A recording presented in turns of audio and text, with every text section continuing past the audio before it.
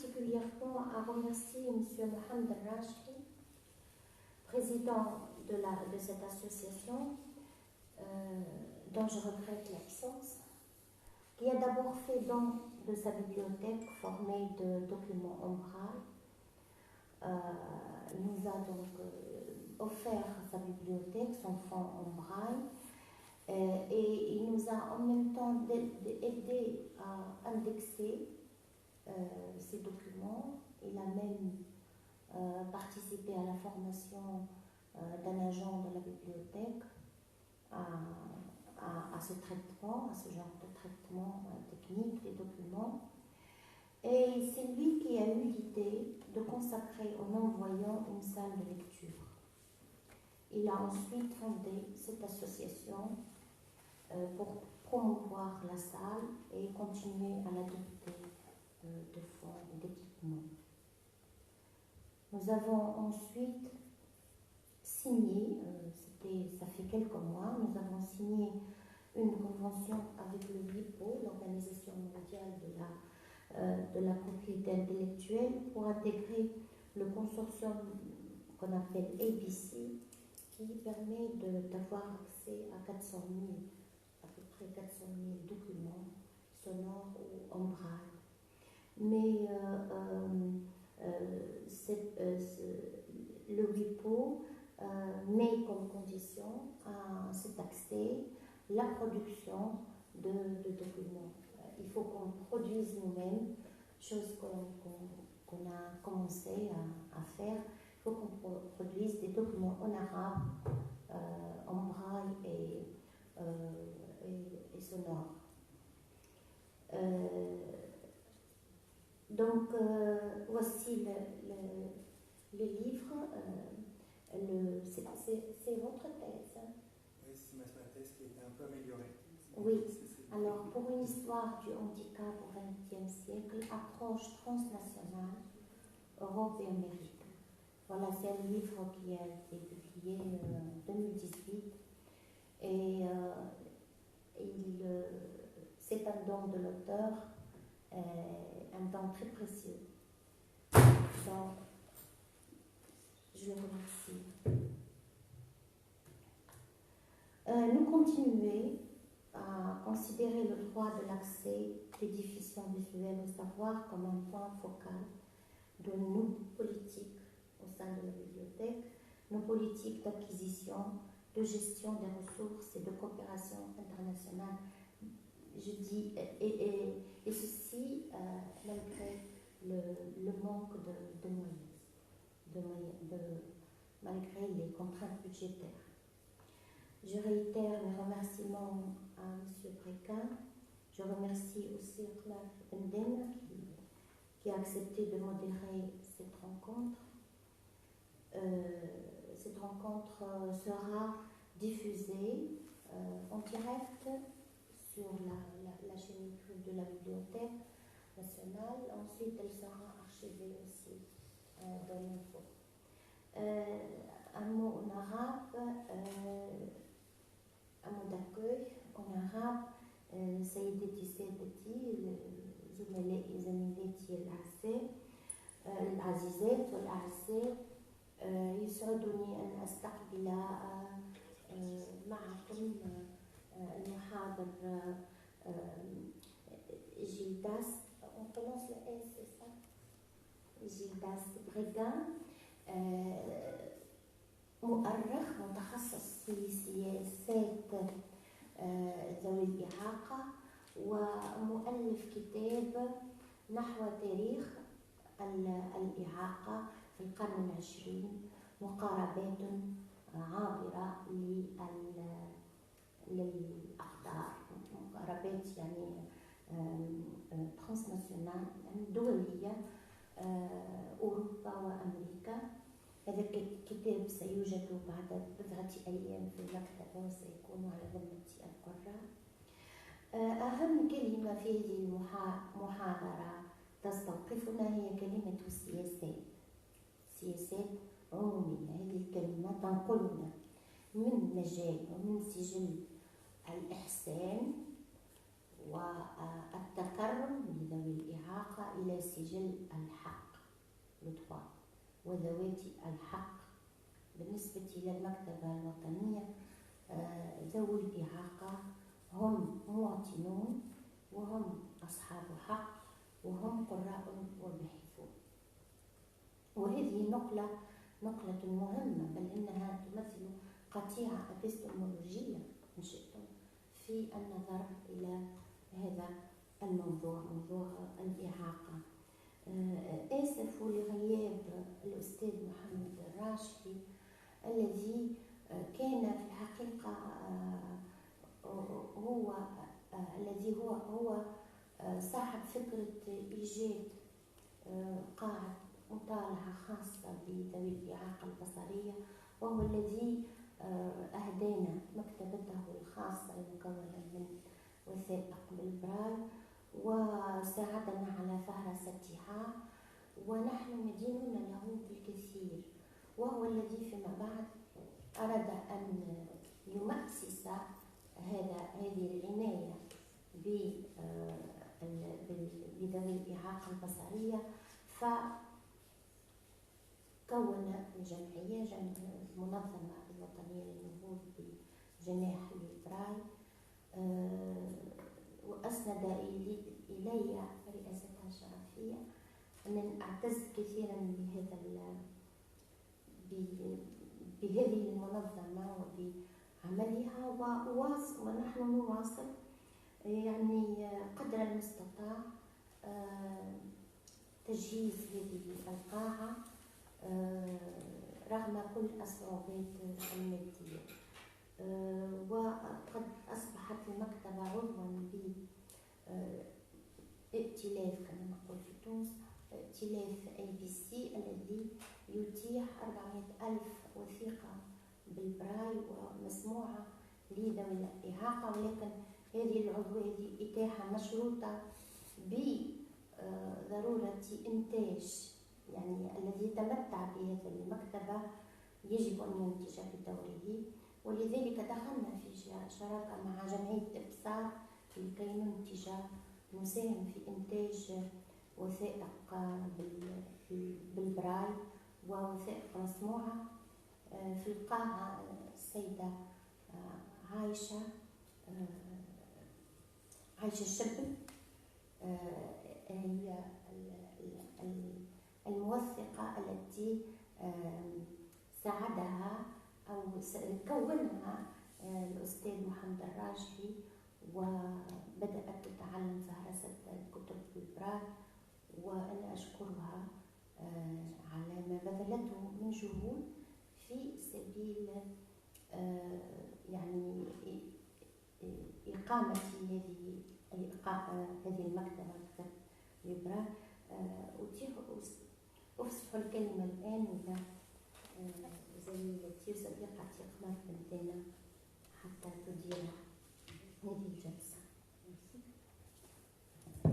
Merci beaucoup Rajé pour ces beaux accueils, et puis merci aussi à mon collègue et ami Mabrouk Chbehi de me donner l'occasion de participer à une activité de l'organisation tunisienne pour la promotion de la bibliothèque Louis Braille, qui travaille depuis un certain temps avec la Bibliothèque nationale. Alors moi j'ai accepté avec d'autant plus de plaisir que je suis de loin ce programme, je l'admire même, ce programme conjoint entre les deux, entre cette association et la Bibliothèque nationale. Et Rajé vient de nous raconter un peu toutes les étapes de cette collaboration. Et en tout cas j'apprécie l'effort de mettre le patrimoine écrit à la portée d'une catégorie de lecteurs et de lectrices souvent oubliés. Et j'apprécie aussi, en tout cas j'admire l'effort aussi de penser à leur aménager un espace et, comme a dit Rajé, de penser à leurs droits. Je suis heureuse en tout cas d'apporter à la dynamique que j'admire la sympathie active que mérite à mon avis toute politique d'inclusion, et celle-là c'en est une, elle est effective, elle en prend tous les moyens. En tout cas l'institution de la Bibliothèque nationale en donne et en prend les moyens, et je félicite encore une fois les initiateurs de cette collaboration, parce que pour moi c'est à la fois une question pas seulement de santé publique, Rajé a parlé de droit, mais de démocratie. Je pense que c'est ça aussi, la lecture pour tous et l'accès à la culture est un des éléments de la démocratie à construire en Tunisie. Donc voilà, je suis chargée d'une petite mission, celle de modérer la conférence que M. Gildas Brega va donner. Et cette conférence, comme vous l'avez vu, s'intitule « Une histoire croisée des politiques d'assistance aux aveugles en Tunisie et en Algérie au XXe siècle ». Donc nous avons affaire à une histoire comparée, donc moi je suis dans mon domaine, des politiques publiques face au handicap de la ou de la non-voyance. Et je pense que le cas de la Tunisie et de l'Algérie, qui sont rapprochés dans le cadre de cet exposé, sont déjà dans le programme de recherche de M. Gildas Brega. Alors j'ai appris que vous étiez donc un historien du contemporain, très jeune historien du contemporain, et que vous êtes spécialiste aussi d'histoire transnationale du handicap au XXe siècle, que vous avez fait une thèse à l'École des hautes études des sciences sociales, et l'AG vient de présenter votre ouvrage qui en est issu en 2018. En tout cas, je pense que vous allez nous parler d'un point de vue, d'une optique qui m'intéresse beaucoup, c'est-à-dire le national, le régional et l'international, et de la circulation entre ces trois niveaux. Je trouve que votre entrée est extrêmement originale. Je suis sûre qu'elle va nous apprendre beaucoup de choses sur comment ces trois niveaux d'analyse peuvent se croiser dans une politique publique face au handicap. Et je vous remercie vraiment d'être venu jusqu'à nous en Tunisie et à la Bibliothèque nationale pour nous parler de ce travail à la fois original, mais aussi, je pense, une piste de recherche extrêmement prometteuse, et du point de vue de la connaissance, mais aussi, et du point de vue aussi de l'édification démocratique de nos pays. Merci beaucoup et je vous passe la parole. De mon côté, je vous remercie énormément à la fois Madame les directrices de la bibliothèque, Mabrouk et Kmar pour cette invitation et la possibilité de vous expliquer ce que j'ai compris de mes premières recherches sur l'Algérie et la Tunisie. Parce que c'est une recherche que j'ai commencée il y a 2 ans. Et pour l'Algérie et en Tunisie, j'ai consulté quelques archives, mais je vais vous donner des éléments, mais veuillez me pardonner si parfois c'est approximatif, parce que je n'ai pas encore eu le temps de consulter toutes les archives que j'ai collectées sur la Tunisie. Et il y a un autre aspect, c'est que je ne parle pas l'arabe encore. J'espère l'apprendre pour pouvoir mieux maîtriser les sources en arabe, mais du coup, je pense qu'il y a aussi un biais de lecture que j'ai du fait de mon ignorance de l'arabe, enfin, j'en suis convaincu. Mais bon, j'essaye de compenser l'absence de connaissance de l'arabe par le fait de consulter des archives internationales, notamment de l'Organisation mondiale de la santé, ou l'Organisation internationale du travail, ou l'Organisation des Nations Unies, qui ont des archives, y compris sur la Tunisie, sur l'Algérie, sur à peu près tous les pays du monde, et qui permettent d'avoir des renseignements, y compris sur des périodes où les archives nationales peuvent interdire l'accès aux archives. C'est le cas en Algérie, notamment, où on n'a pas accès à des archives post-indépendance. Et le fait d'aller dans les archives internationales nous permet d'avoir accès à des documents qui datent des années 70, 80, 90 et qui nous renseignent sur les conflits qui existent au sein du gouvernement, sur une politique publique précise. Donc moi, je vais vous parler aujourd'hui d'une histoire croisée des politiques d'assistance aux aveugles en Algérie et en Tunisie au XXe siècle. Et donc mon objectif global de moyen terme, c'est de reconstituer la genèse et le développement des politiques d'assistance aux aveugles dans une perspective croisée entre les deux pays. Qu'est-ce que j'appelle une perspective croisée? C'est non seulement de faire une comparaison entre ce qui existe dans les deux pays, mais c'est aussi d'étudier les circulations entre les deux pays, les circulations d'individus ou de matériel, mais aussi les circulations internationales qui viennent bousculer ou réorienter les politiques nationales. Par exemple, lorsqu'un expert de l'OIT ou de l'ONU vient conseiller le gouvernement algérien ou le gouvernement tunisien sur la politique du handicap, il peut lui conseiller de ne pas inclure telle mesure ou d'inclure une autre mesure, et donc ça peut en avoir un impact de long terme sur le contenu des politiques publiques. Et donc, pour essayer de comprendre comment sont construites les politiques publiques du handicap, et là en l'occurrence des aveugles, j'essaye de comprendre en fait les conflits qui existent entre les différents acteurs, c'est-à-dire les conflits ou les relations de coopération qui existent entre les associations, les syndicats, les partis politiques, les hauts fonctionnaires,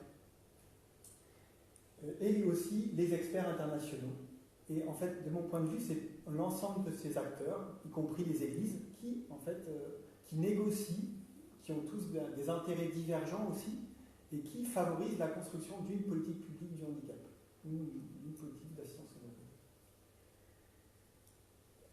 Et donc, de mon point de vue, avant de vous expliquer ce qui se passe en Tunisie et en Algérie, il va falloir que je revienne un peu sur ce qui se passe à l'échelle internationale au XXe siècle, pour que vous compreniez mieux où se situent l'Algérie et la Tunisie dans le cadre des politiques générales du handicap. Parce que, comme les politiques internationales du handicap vont influencer l'orientation des politiques nationales du handicap, il faut d'abord connaître ce qui se passe à l'échelle internationale. Et c'est ce que j'ai travaillé pendant ma thèse et un peu après ma thèse, et qui est publiée là-dedans.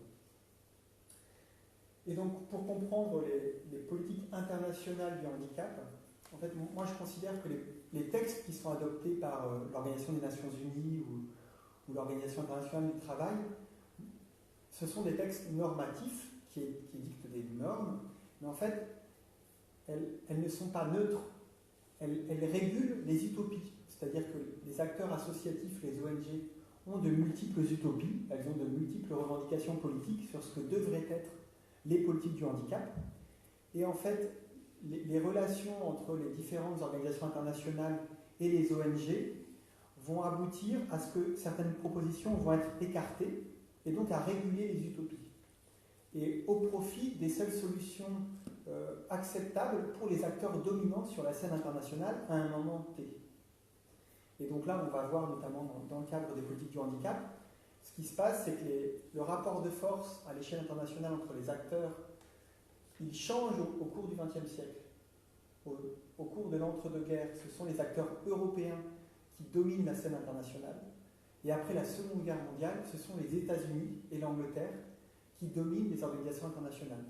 Et ça va avoir un impact très fort sur l'orientation que prennent les politiques internationales du handicap. Alors, donc je vais tout d'abord essayer de vous expliquer ce qui se passe pour la construction transnationale des droits des aveugles.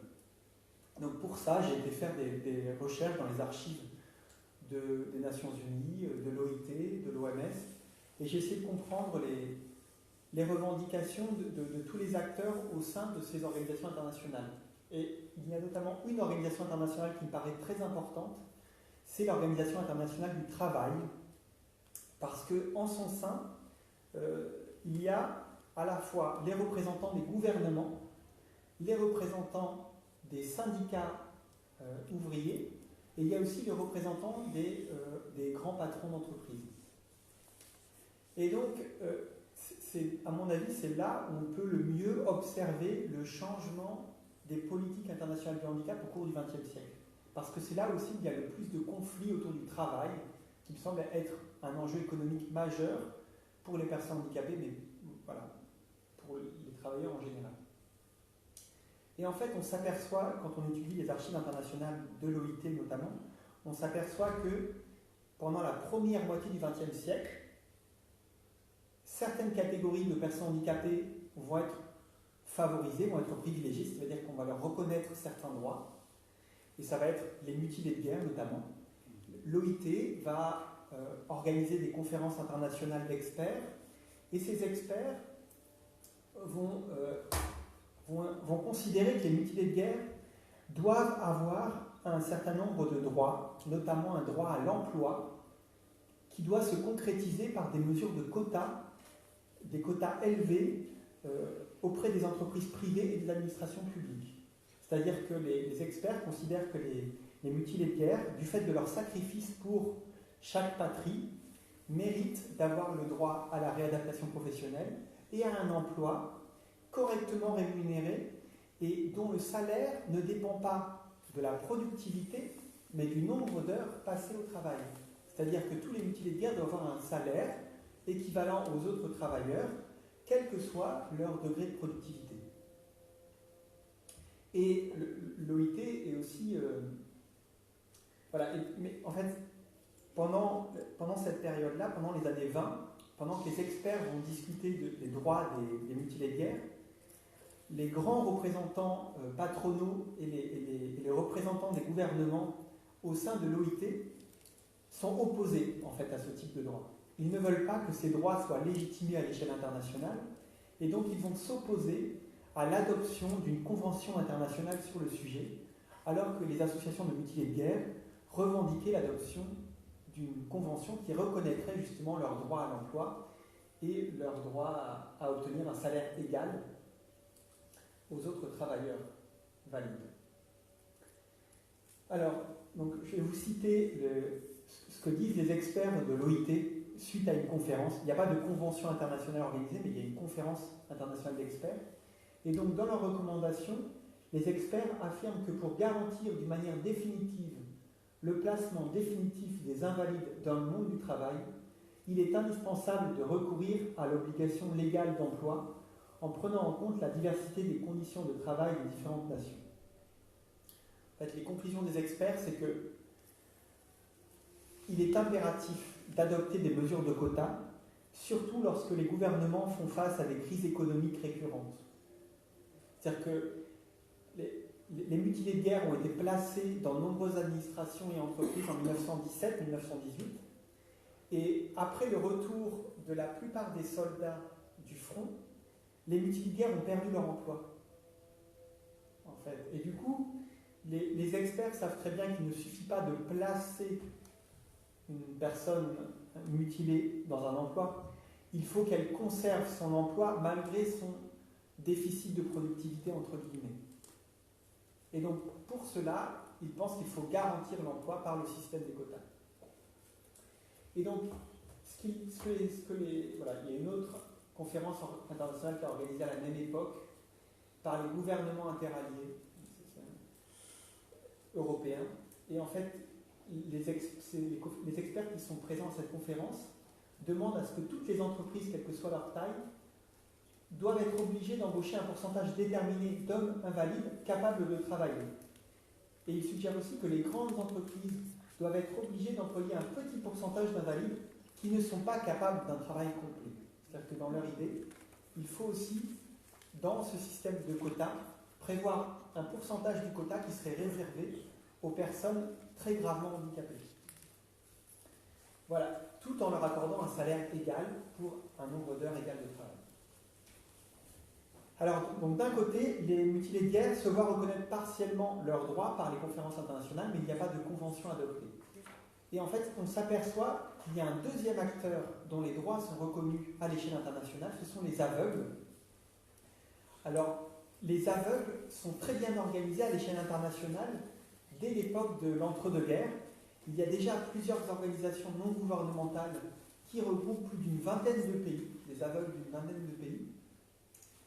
Alors, il y a une organisation qui est très importante, c'est l'Association internationale des étudiants aveugles, qui regroupe des aveugles diplômés universitaires de plusieurs pays européens, mais aussi provenant des États-Unis et un peu d'Amérique du Sud. Il y a aussi l'Association universelle des aveugles espérantistes. C'est une association qui regroupe aussi des aveugles qui ont un certain niveau éducatif, mais surtout qui maîtrisent l'espéranto. Et qui sont capables comme ça de dialoguer par le biais du braille espéranto avec des collègues russes, avec des collègues chinois, avec des collègues français, avec des collègues sud-américains, sans aucune difficulté, par le biais de l'espéranto. Et des archives que j'ai pu constituer, il me semble que c'est l'Association universelle des aveugles espérantistes qui est la plus dispersée géographiquement, qui arrive à regrouper une multitude de pays du monde dès les années 1910-1920. Et il y a aussi un comité international qui, lui, regroupe plutôt des pays hispanophones. C'est le comité international pour la propagande des aveugles, qui est dirigé par un Espagnol, et qui regroupe beaucoup de pays d'Amérique latine. Et en fait, toutes ces ONG vont faire pression sur la Société des Nations et sur l'Organisation internationale du travail pour faire reconnaître plusieurs droits, et ils vont obtenir quelques conquêtes sociales, notamment la réduction du tarif postal pour les envois en braille. Ils vont obtenir que l'OIT étudie la question de l'emploi des aveugles, mais aucune recommandation ni aucun texte ne va vraiment aboutir de cette étude parce qu'il n'y a pas assez d'informations disponibles sur la question. Et surtout, ils vont obtenir la reconnaissance du droit à l'éducation des enfants aveugles dans les écoles spécialisées d'enseignement du braille. en 1932, le comité de protection de l'enfance de la Société des Nations va approuver une résolution sur l'éducation des enfants aveugles, déterminant que chaque enfant aveugle a le droit d'être éduqué dans une école spécialisée d'enseignement du braille. Et en faisant ça, donc ça paraît peu de choses finalement, c'est juste une résolution, mais en fait ils vont légitimer à l'échelle internationale une alternative parmi d'autres. C'est-à-dire qu'au même moment, à l'échelle internationale, il y a deux autres possibilités d'éducation pour les aveugles qui existent. Il y a ce qui existait dans les pays arabes, c'est-à-dire une instruction orale aux enfants aveugles dans les écoles coraniques, mais qui était en voie de déperdition petit à petit. Et il y avait une autre alternative qui commençait à émerger dans les années 1900, même un peu avant, c'est le fait d'inclure des enfants aveugles dans les écoles publiques primaires des villes aux côtés des enfants voyants. Il y avait déjà quelques expériences d'insertion d'enfants aveugles dans les écoles publiques ordinaires en Irlande et en France à la fin du XIXe siècle. Ce sont quelques expériences isolées et quelques professeurs essayent de proposer cette nouvelle possibilité pour éduquer les aveugles, mais en fait ils sont marginalisés au sein des congrès nationaux et internationaux parce qu'en fait ces congrès sont dominés par des professeurs et des directeurs d'institutions pour aveugles qui, eux, enseignent le braille dans des institutions spécialisées. Et donc, la suggestion de ces professeurs d'enseigner le braille dans des écoles publiques ordinaires est marginalisée.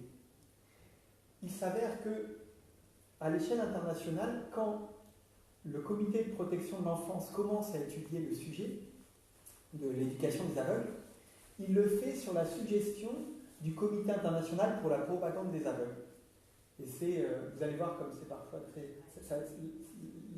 l'histoire se joue à peu de choses. C'est comment ça s'appelle c'est un Espagnol qui s'appelle De las Herbas qui dirige le Comité international pour la propagande des aveugles. Il envoie un dossier au Comité de protection de l'enfance de la Société des Nations pour lui demander d'étudier le sujet de l'éducation des aveugles. Le Comité de protection de l'enfance de la Société des Nations lui répond en lui demandant de rédiger un rapport. Sauf qu'à ce moment-là, il est parti en Amérique latine. Donc il ne répond pas. Or, lui, Antonio de las Herbas, est favorable au système d'éducation des enfants aveugles dans les écoles publiques primaires, parce qu'il a déjà visité des pays d'Amérique latine et d'Espagne, et donc il se dit si on veut éduquer massivement les aveugles tout en les insérant dans la société, il faut privilégier cette solution-là. Malheureusement, il ne va pas répondre à la Société des Nations. Et donc le Comité de protection de l'enfance va solliciter un autre expert, français, celui-là, qui lui est favorable à l'éducation des enfants aveugles dans les écoles spécialisées d'enseignement du braille et qui marginalise d'autres solutions. Et comme c'est cet expert-là qui va faire le rapport pour le comité va légitimer cette solution-là, qui est dominante à l'échelle internationale, c'est vrai, mais ça aurait pu être autrement. Et l'organisation d'hygiène aussi de la Société des Nations va également étudier la protection sociale des aveugles. Et chose intéressante, ils vont commencer à légitimer les méthodes de protection sociale qui sont développées dans les pays anglo-saxons dans les années 1920 et qui sont plutôt qui commencent à avoir une tendance libérale économiquement. Voilà. Et en fait, à l'échelle internationale, pour les autres catégories d'infirmes, pendant la première moitié du XXe siècle, en fait, on s'aperçoit qu'il y a peu de droits qui sont légitimés pour les autres catégories de personnes handicapées. On accorde un droit à la pension pour les accidentés du travail, mais les accidentés du travail ne voient pas leur droit à la rééducation professionnelle reconnu, parce qu'il y a des conflits entre les acteurs. Et le Comité de protection de l'enfance de la Société des Nations ne va pas étudier la question des enfants qu'on appelle à l'époque simples d'esprit, c'est-à-dire déficients intellectuels. Elle ne va pas étudier non plus la question des enfants sourds. Donc elle ne va pas leur reconnaître des droits parce que son programme de travail est surchargé alors qu'ils ont peu de fonctionnaires qui travaillent sur la question. Et par contre, il y a une organisation non gouvernementale qui est assez puissante à l'époque, qui est l'International Society for Crippled Children, donc la Société internationale des enfants infirmes, qui va essayer de défendre les droits des enfants infirmes à l'échelle internationale. Et ils ne vont pas parvenir à faire légitimer ces droits, mais ils sont très puissants quand même à l'époque. Et en fait, donc on s'aperçoit, si je fais une petite synthèse, en fait, pendant la première moitié du XXe siècle, les organisations internationales et les ONG ont tendance à légitimer des droits pour les mutilés de guerre et pour les aveugles, qui s'inspirent des droits qu'on leur confère dans les pays européens, surtout dans les pays européens continentaux, puisqu'il y a eu toute la Première Guerre mondiale, et donc les organisations internationales ont tendance à privilégier des droits qui sont à tendance, on va dire, socialisante, puisqu'ils ont, de mon point de vue, les droits qu'on reconnaît aux mutilés de guerre à cette époque-là et qu'on cherche à étendre aux autres catégories de personnes handicapées, visent à égaliser le niveau de vie économique des personnes mutilées avec les personnes valides, en conférant un salaire égal aux autres travailleurs, quel que soit le degré de productivité. Or, en fait, on observe un grand changement après la Seconde Guerre mondiale. On n'est plus du tout dans la même logique, parce qu'il y a un autre rapport de force au sein des organisations internationales. Désormais, ce ne sont plus les pays européens qui dominent la scène internationale, ce sont les États-Unis et l'Angleterre qui dominent les Nations Unies et l'OIT. Et en fait, ces acteurs-là ne sont pas du tout favorables aux mêmes solutions pour l'intégration des personnes handicapées. C'est-à-dire que les acteurs associatifs et gouvernementaux aux États-Unis, par exemple, ils sont totalement opposés au système de quotas, qu'ils considèrent comme discriminant pour les personnes handicapées. Donc, et aussi, les acteurs associatifs et gouvernementaux aux États-Unis et en Angleterre considèrent que les systèmes de quotas sont susceptibles de nuire à la productivité des entreprises privées. Et donc, selon ces acteurs-là, il vaut mieux privilégier le système de placement sélectif au sein du marché, c'est-à-dire qu'on ne va pas réadapter professionnellement toutes les catégories de personnes handicapées, on va réadapter professionnellement uniquement les personnes dont on pense qu'elles peuvent être aptes professionnellement à être compétitives sur le marché de l'emploi. Les autres, on les oriente, sans faire de réadaptation professionnelle, vers les ateliers protégés, qui sont subventionnés par les gouvernements. Comme ça, on permet aux entreprises privées et aux administrations de ne pas avoir à embaucher des personnes handicapées qui se révéleraient peu productives par rapport aux autres travailleurs. Et donc, en fait, au cours de la... Et les acteurs anglo-saxons aussi sont très défavorables à l'idée que chaque catégorie de personnes handicapées a des droits spécifiques. C'est-à-dire que les États-Unis et l'Angleterre sont favorables à ce que toutes les catégories de personnes handicapées aient les mêmes droits. Ça veut dire remettre en cause tous les droits spécifiques acquis par les mutilés de guerre, tous les droits spécifiques acquis par les aveugles, et égaliser tous ces droits en une seule législation unique, ou en tout cas en des droits similaires pour toutes les catégories de personnes handicapées. Et donc, en fait, on s'aperçoit qu'on passe dans une autre logique après la Seconde Guerre mondiale, dans les années 1950. On n'est plus dans une logique, aux yeux des acteurs associatifs, on n'est plus dans une logique d'égalisation économique, d'égalité économique. On est dans une autre logique, on est dans une logique d'égalité des chances pour les acteurs anglo-saxons, notamment. C'est-à-dire qu'on va permettre à ceux qui sont potentiellement aptes au travail à tenter leur chance sur le marché de l'emploi compétitif. Mais on ne va pas garantir l'emploi. C'est dans cette logique-là qu'on va être. Donc, on va se situer davantage, les organisations internationales vont proposer des mesures qui s'insèrent dans le cadre de l'économie libérale, en garantissant les droits individuels. Et donc, tout d'abord, en fait, on s'aperçoit que l'ONU va élaborer un programme international de réadaptation des personnes handicapées au début des années 50. Et en fait, on s'aperçoit que son programme de réadaptation des personnes handicapées s'inspire des expériences anglo-saxonnes, des expériences développées aux États-Unis et en Angleterre. Et donc, le programme qu'elle propose dévalorise le système des quotas et favorise le placement sélectif. Et ce programme de réadaptation propose aussi de coordonner tous les secteurs du handicap. C'est-à-dire que, en fait, il y a des problèmes de terminologie. C'est-à-dire que pendant la première moitié du XXe siècle, la catégorie de handicap n'existe pas véritablement à l'échelle internationale. On parle, il y a de multiples catégories. Il y a les multilesbiens, les aveugles, il y a des fois les infirmes civiles, ouais, mais il n'y a pas une catégorie handicap. Et les politiques publiques sont construites de manière très sectorielle. Il y a une politique publique pour les multilesbiens, une politique publique pour les aveugles, une politique pour les sourds. Et donc les pays européens, eux, ont construit leur politique publique de manière très sectorielle, en accordant des droits spécifiques à chaque catégorie. Les pays anglo-saxons, dès l'entre-deux-guerres, sont sur une logique totalement différente. On accorde des droits égaux à toutes les catégories et on coordonne toutes les politiques publiques du handicap sous un même ministère ou sous une même administration. Et l'ONU va suggérer ça. Elle va suggérer à tous les pays du monde de coordonner l'ensemble de leur politique du handicap sous un même ministère, afin de faciliter l'égalisation des droits des différentes catégories de personnes handicapées. Et donc, l'OIT et l'OMS vont suivre globalement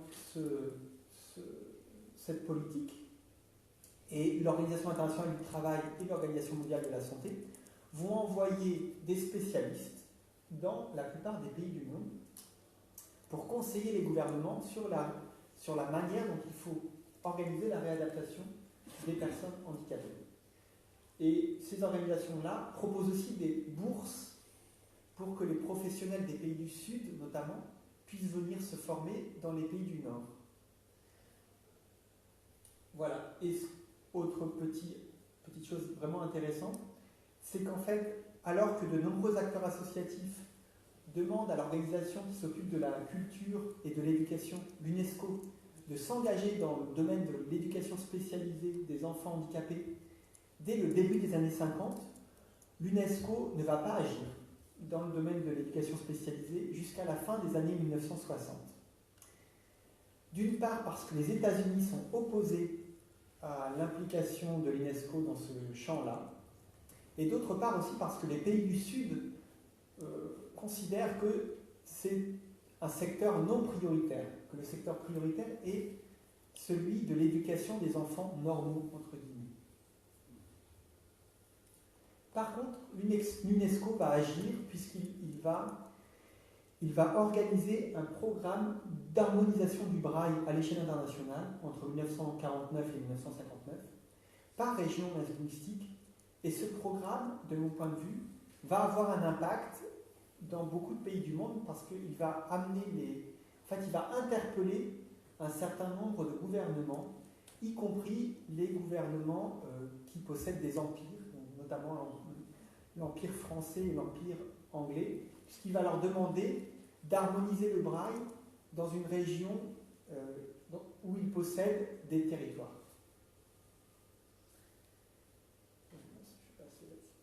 Et donc en fait, j'ai essayé de faire des cartes sur quel pays est assisté par l'OMS, l'OIT, l'ONU et l'UNESCO. Et en fait, on s'aperçoit que l'Algérie et la Tunisie sont aidés par l'OIT, l'ONU, mais au cours des années 70, la Tunisie va être assistée par l'UNESCO dans le champ de l'éducation spécialisée et l'Algérie non.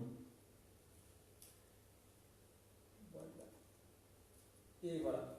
Autre petite chose qui me semble importante de vous préciser, pour bien comprendre le basculement qui s'opère à l'échelle internationale au cours des années 50 dans le champ du handicap, je vais devoir revenir sur des débats internes à l'Organisation internationale du travail au cours des années 1950. En fait, donc je vous ai dit, au sein de l'OIT, il y a à la fois les représentants des gouvernements, des patrons et des représentants ouvriers. Ils vont discuter au cours des années 50 d'une nouvelle norme sur la réadaptation professionnelle des invalides. Et en fait, on va s'apercevoir qu'il y a deux camps qui vont se former.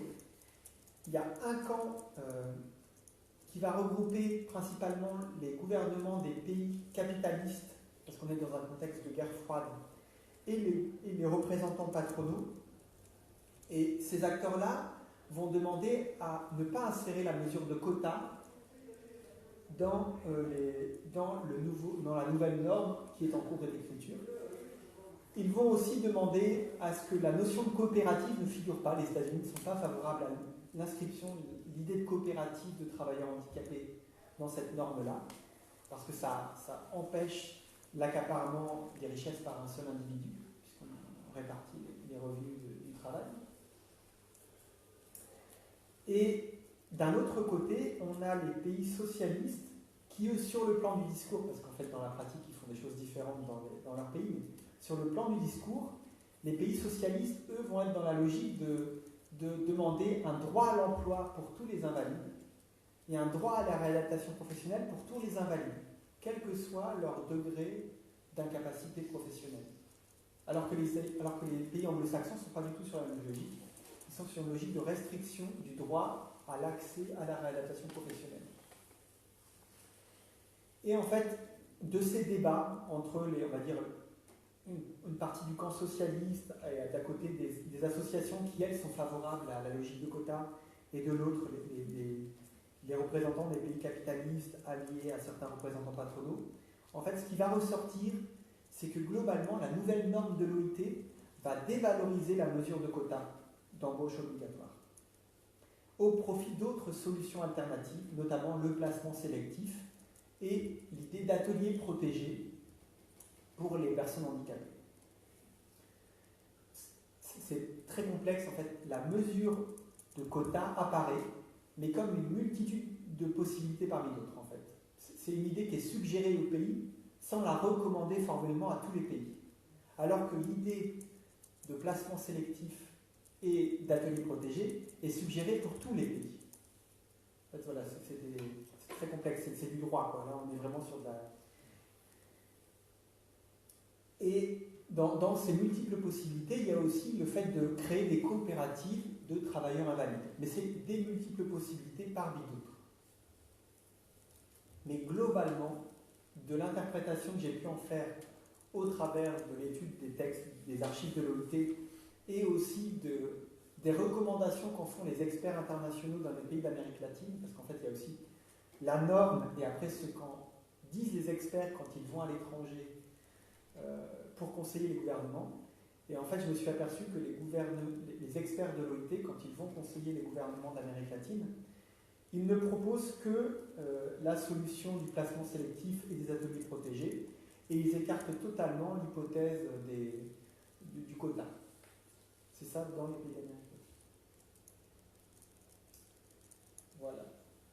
Et donc, selon moi, en fait, la recommandation de l'OIT adoptée en 1955, en fait, elle entérine le basculement des politiques d'insertion professionnelle des invalides vers des légalités capitalistes ou libérales sur le plan économique. En fait, il y a un véritable changement qui est encore visible aujourd'hui.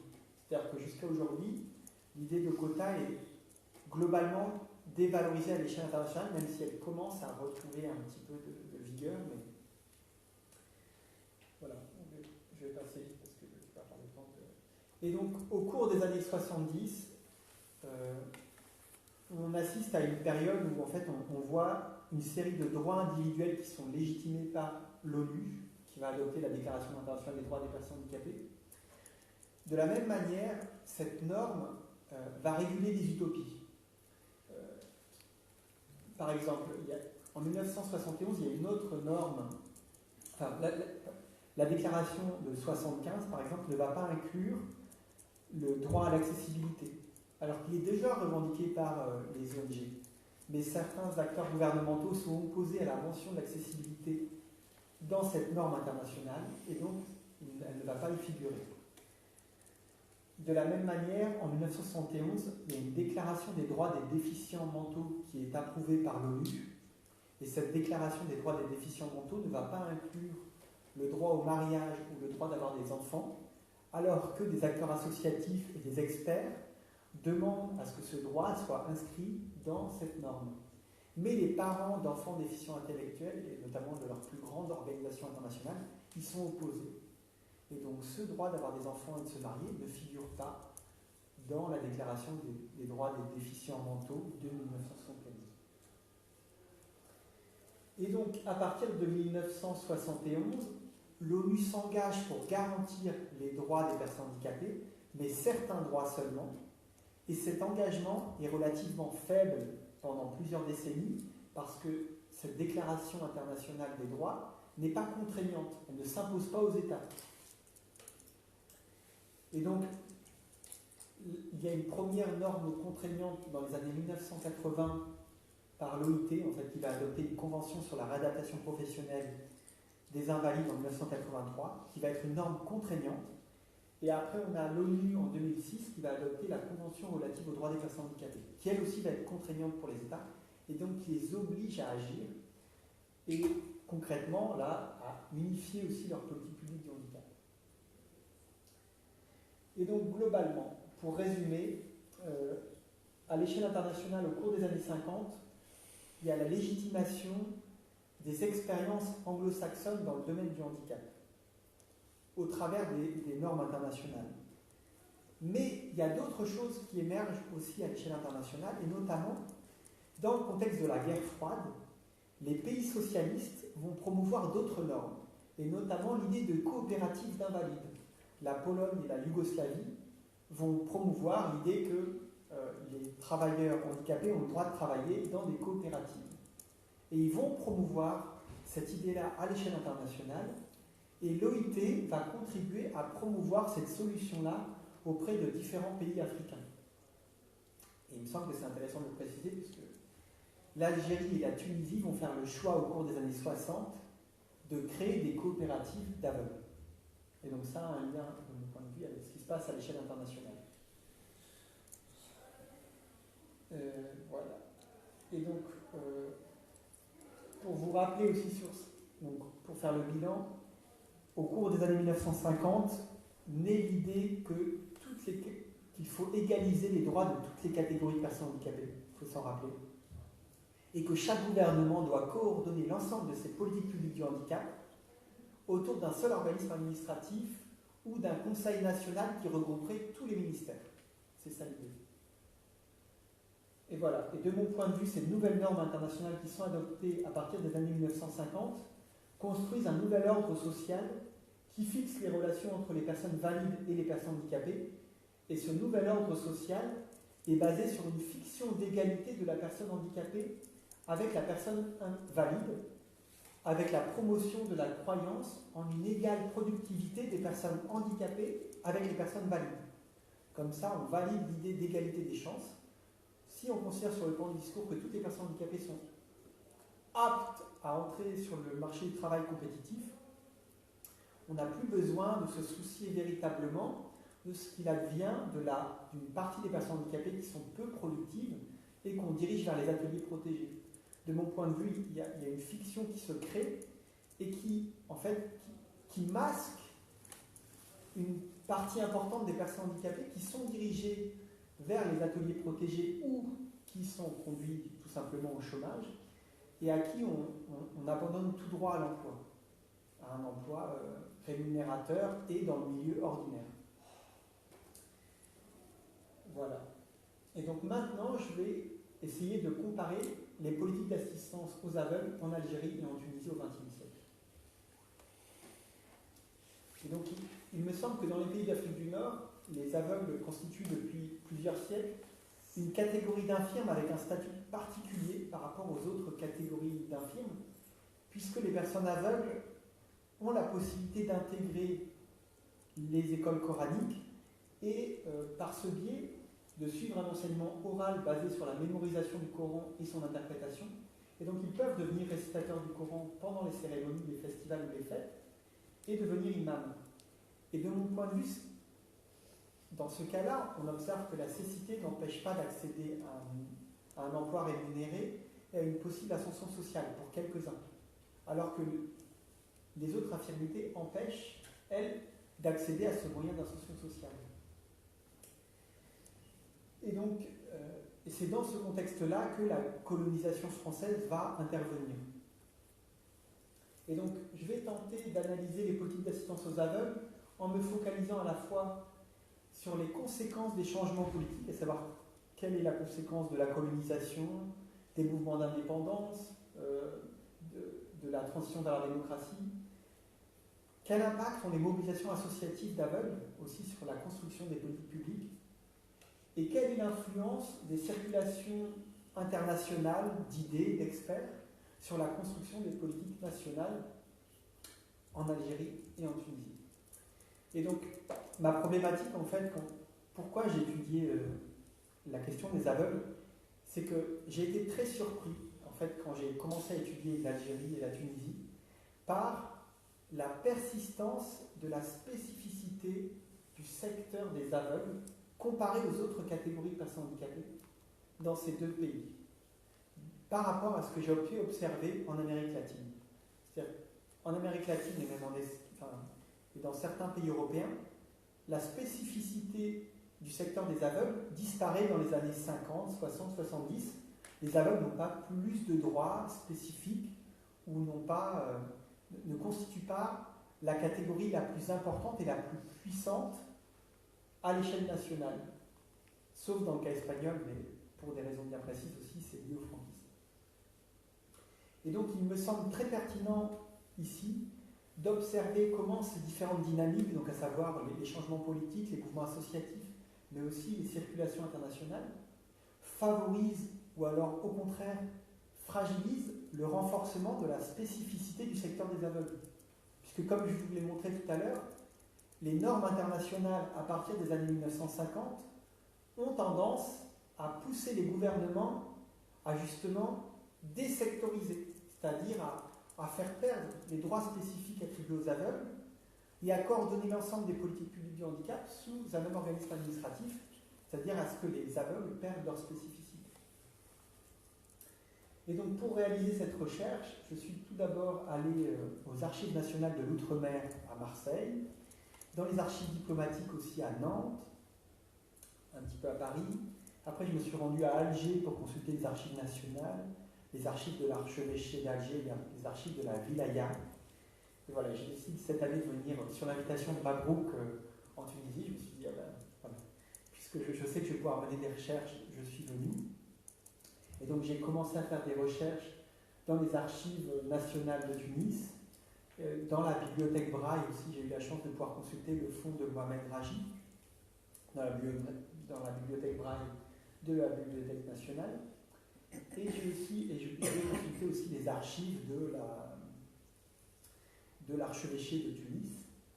Et j'ai aussi consulté les archives relatives à l'Algérie et la Tunisie de l'OIT, de l'OMS et de l'UNESCO.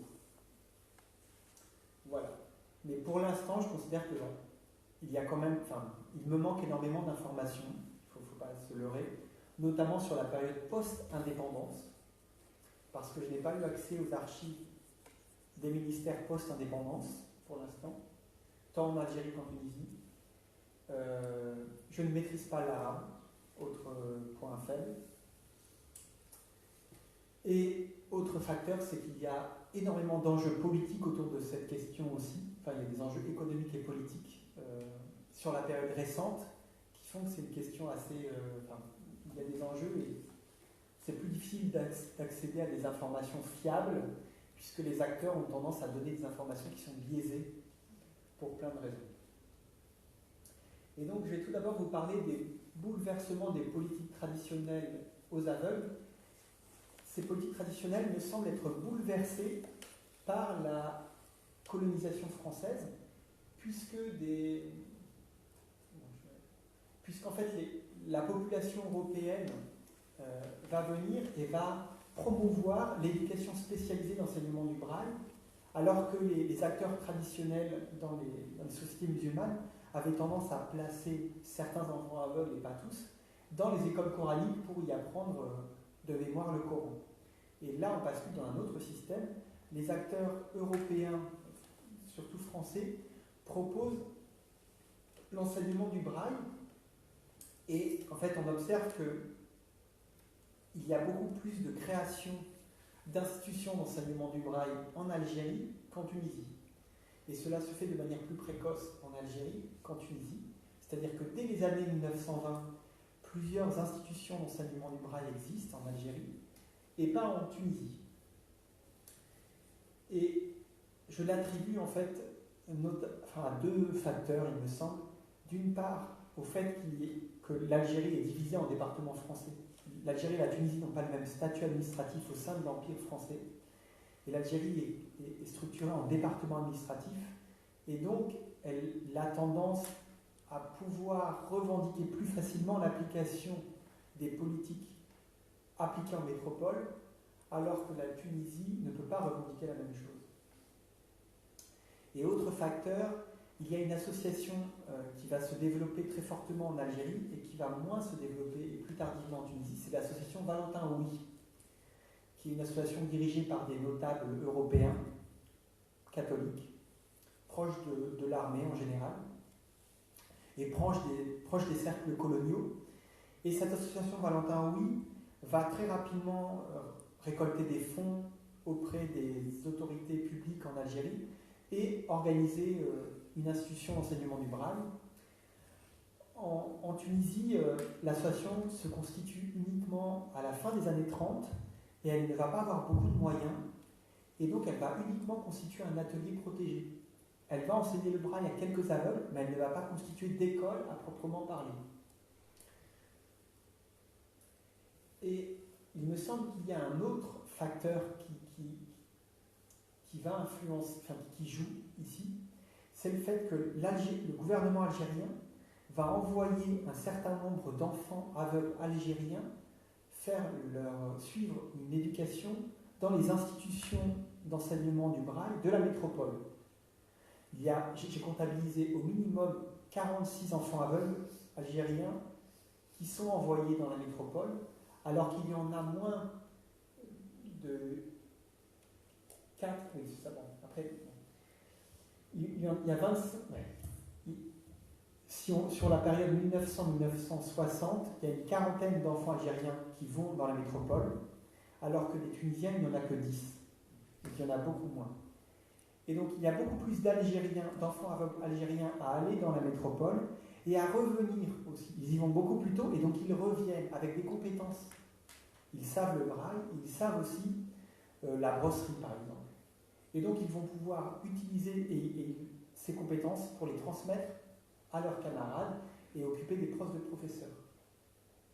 Et ces étudiants aveugles, quand ils reviennent dans leur pays d'origine, parfois, pas tous, mais certains, vont se faire les promoteurs de l'idée des droits des aveugles. Ils vont avoir constaté qu'en France, les aveugles luttent pour leurs droits, et donc, quand ils reviennent dans leur pays, et c'est le cas notamment en Algérie, où on a un aveugle très important qui s'appelle André Baliste, qui s'est formé dans la métropole, qui revient dans son pays natal, l'Algérie, et qui va organiser des associations d'aveugles, et qui va lutter pour obtenir l'égalité des droits des aveugles algériens avec les droits acquis par les aveugles dans la métropole. Et donc, en général, pendant la période coloniale, les associations d'aveugles d'ampleur nationale sont dirigées uniquement par des aveugles français, de nationalité française. Mais ces associations sont généralement mixtes. Elles intègrent des aveugles algérois musulmans et tunisois musulmans. Mais il existe des associations locales qui sont dirigées par des aveugles musulmans, mais sont uniquement des associations locales. Alors, ce que j'ai observé, en fait, c'est que les associations d'aveugles en Algérie vont lutter beaucoup plus précocement pour les droits des aveugles qu'en Tunisie. Dès les années 1930, des associations vont lutter pour obtenir des droits pour les aveugles en employant une diversité de moyens d'action. Souvent, ça reste, jusque dans les années 50, ça se limite à l'interpellation des autorités, des critiques plus ou moins ouvertes à l'action des autorités. Mais dans les années 50, notamment André Baliste va utiliser d'autres moyens d'action, et notamment le harcèlement administratif auprès des autorités françaises. Il va aussi critiquer de manière beaucoup plus ouverte les autorités, et il va utiliser les réseaux de l'Union française, en fait, il est communiste, il a des réseaux avec des parlementaires communistes au sein de l'Union française, et donc il va utiliser la pression politique des parlementaires communistes et des parlementaires de l'Union française pour appuyer les revendications des aveugles d'Algérie. Et André Baïst va essayer de constituer une fédération des aveugles d'Afrique du Nord à la fin des années 1940. Et donc il va voyager en Tunisie et au Maroc pour essayer de constituer une fédération vraiment des aveugles d'Afrique du Nord. Et il va appuyer notamment ici l'Union des aveugles de Tunisie dans leur lutte auprès de l'administration tunisienne. Alors les aveugles d'Algérie, eux, vont obtenir de nombreux droits. Dès les années 1940, ils obtiennent, après vous allez me dire c'est des droits symboliques, c'est vrai, ils obtiennent le droit d'avoir une carte d'identité d'aveugle, le droit de porter une canne blanche, le droit d'avoir des tarifs réduits dans les transports. Donc ça, c'est ce qu'ils obtiennent en 1947. Et en 1952, les aveugles algériens vont réussir à obtenir le droit à une pension qui va être d'un montant minime, parce que c'est 1/6 du montant de ce que les aveugles de la métropole ont. Donc il n'y a pas du tout une question d'égalité avec ceux de la métropole, mais ils réussissent à avoir une pension pour tous les aveugles non travailleurs, et ils arrivent aussi à avoir une allocation de compensation pour les aveugles travailleurs. Alors qu'en Tunisie, l'Union des aveugles de Tunisie et les autres associations qui vont se mobiliser ne vont pas obtenir de droits économiques. Elles ne vont pas réussir à obtenir de droits à la pension pendant la période coloniale. Pourquoi ? Parce que la direction des dépenses s'y oppose. En Algérie aussi, la direction des dépenses s'y oppose. Mais la pression politique est tellement forte qu'elle va céder. En Tunisie, non. La pression politique n'est pas très importante et donc elle ne va pas céder. Et donc il n'y aura pas attribution d'un droit à la pension aux aveugles tunisiens à ce moment-là. Et donc les seuls droits que les aveugles de Tunisie ont, c'est le fait d'avoir une carte d'invalidité pour aveugles, le fait d'avoir le droit de porter la canne blanche, le droit d'avoir des tarifs réduits dans les transports, et aussi, tant en Algérie qu'en Tunisie, il y a un autre droit, c'est le droit à la sécurisation des débouchés commerciaux pour les produits fabriqués par les aveugles. En fait, l'administration coloniale va accepter d'accorder un droit prioritaire à l'achat des brosses fabriquées et des balais fabriqués par les aveugles. L'administration va s'engager à acheter de manière prioritaire les brosses et balais fabriqués par les aveugles afin de consolider l'emploi des aveugles qui sont devenus brossiers. Parce qu'en fait, il y a déjà une concurrence nationale et internationale qui commence à se faire sentir, et les aveugles qui sont devenus brossiers n'arrivent pas forcément à écouler leur production, et donc il y a une volonté de sécuriser la production pour sécuriser les emplois.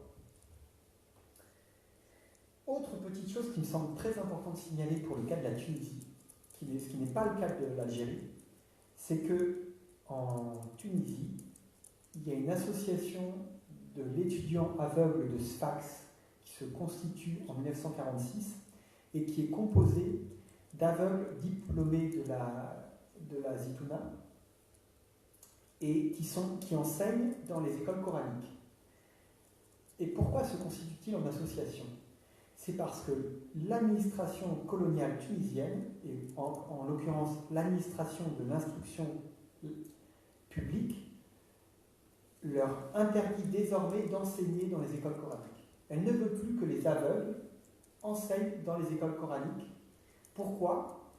Parce que quelques années plus tôt, dans la métropole, un décret a été publié interdisant à tous les infirmes d'enseigner dans les écoles primaires et dans les écoles secondaires. C'est l'administration vichiste qui adopte ce décret-là. Et donc, visiblement, l'administration tunisienne transcrit en partie ce décret-là et interdit aux aveugles qui avaient le droit auparavant d'enseigner dans les écoles coraniques, d'enseigner dans les écoles coraniques. Et donc, à partir de ce moment-là, les écoles coraniques ne pourront plus embaucher d'enseignants aveugles. Ils auront le droit de conserver les aveugles qui enseignent grâce à la lutte de l'association, parce qu'au départ, l'administration demandait aux écoles coraniques de les licencier tout simplement et de ne plus les rémunérer. Mais l'association va se mobiliser énormément et va obtenir le maintien dans leur poste des aveugles enseignants. Mais une fois qu'ils partent, ils n'ont plus le droit de recruter d'autres enseignants aveugles. Et donc ça me semble intéressant parce qu'on observe, comme en France, en fait, comme dans la métropole, en fait, une marginalisation des aveugles de l'enseignement primaire ou secondaire. Voilà.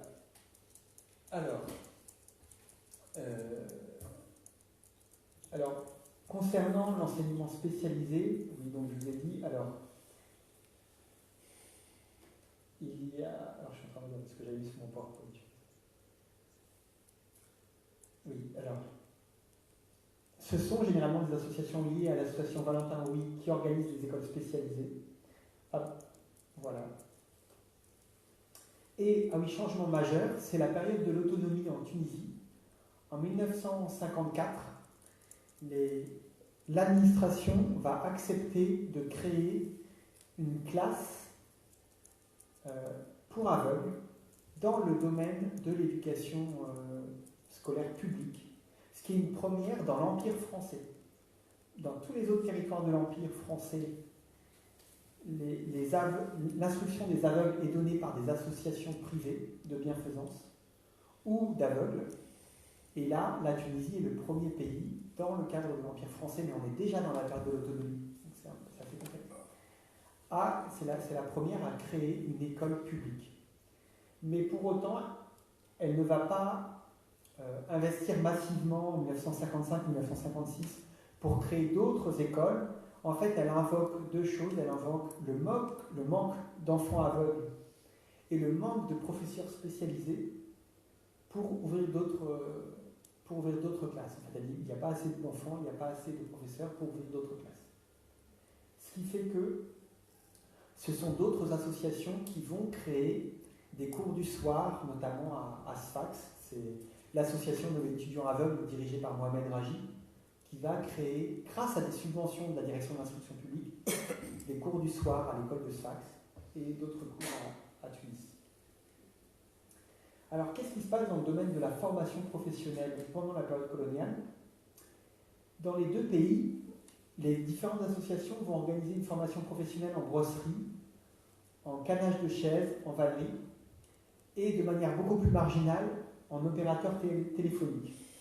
Il faut dire que le nombre de bénéficiaires est limité.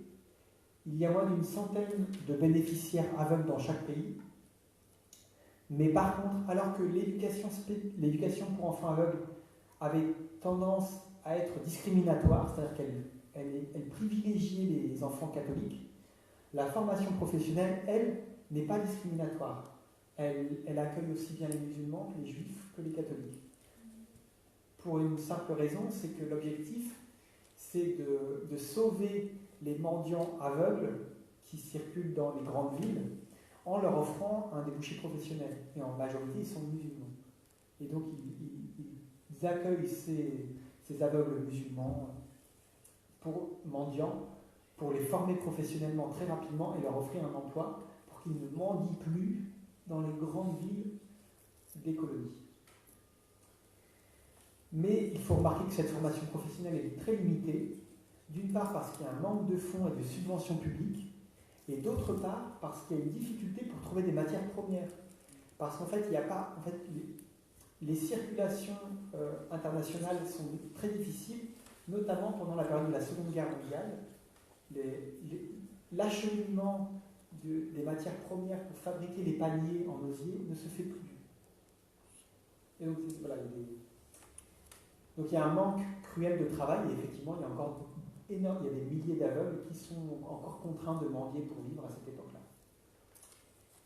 Et donc, si je résume, pendant la période coloniale, l'Algérie est le pôle dominant d'Afrique du Nord. elle a des relations privilégiées avec la métropole et elle connaît les plus larges mobilisations associatives et les plus fortes politiques d'assistance aux aveugles.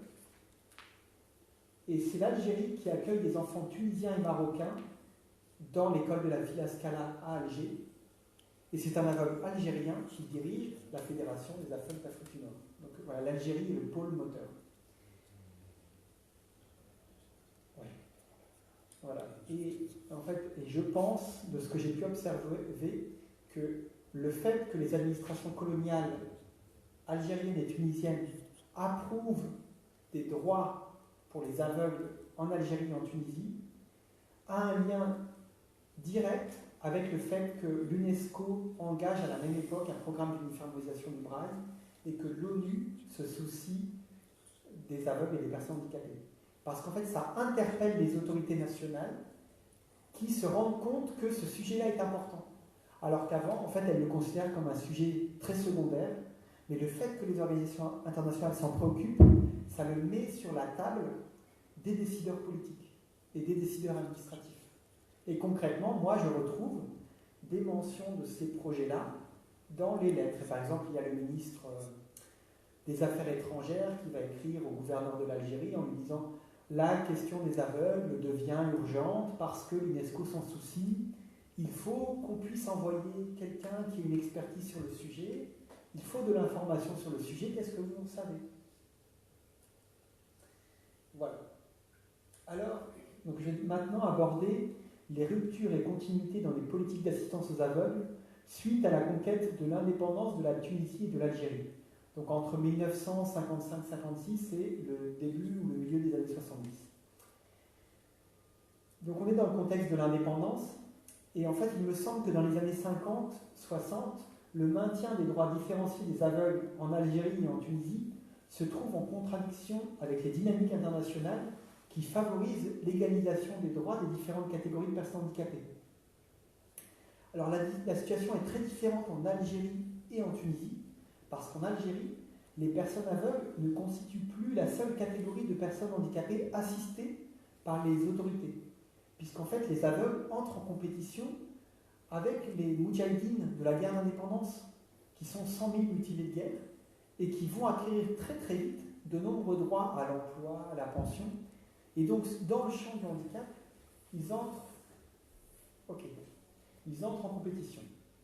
Alors qu'en Tunisie, les aveugles constituent toujours la catégorie de personnes handicapées la plus favorisée par la puissance publique.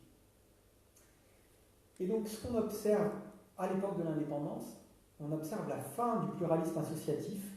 Toutes les associations sont dissoutes, et en fait, il y a la création d'une association unique qui est sous la tutelle des partis politiques respectifs. En Tunisie, le Parti socialiste estourien, et en Algérie, le FLN. Et donc, en Algérie, il y a la création de l'Organisation nationale des aveugles algériens. Et en Tunisie, il y a la création de l'Union nationale des aveugles de Tunisie. Les ministres des Affaires sociales dans les deux pays vont se soucier considérablement de la question des aveugles et vont en faire une priorité dans le champ du handicap et dans le champ des questions sociales. Et je pense qu'ils le font parce qu'ils y voient un moyen de conquérir une nouvelle légitimité politique. En fait, un moyen de prouver que la révolution socialiste, parce que les deux pays au cours des années 60 sont dans une logique aussi socialiste, de prouver que la révolution socialiste apporte des changements considérables et des droits sociaux. C'est une hypothèse, hein, mais des choses que j'ai pu constater, j'ai l'impression que... Voilà. Alors, dans les deux pays, l'ONA et l'UNAT deviennent des associations gestionnaires qui négocient auprès des autorités des avancées politiques et sociales, avec une très faible capacité de contestation des décisions adoptées par les autorités.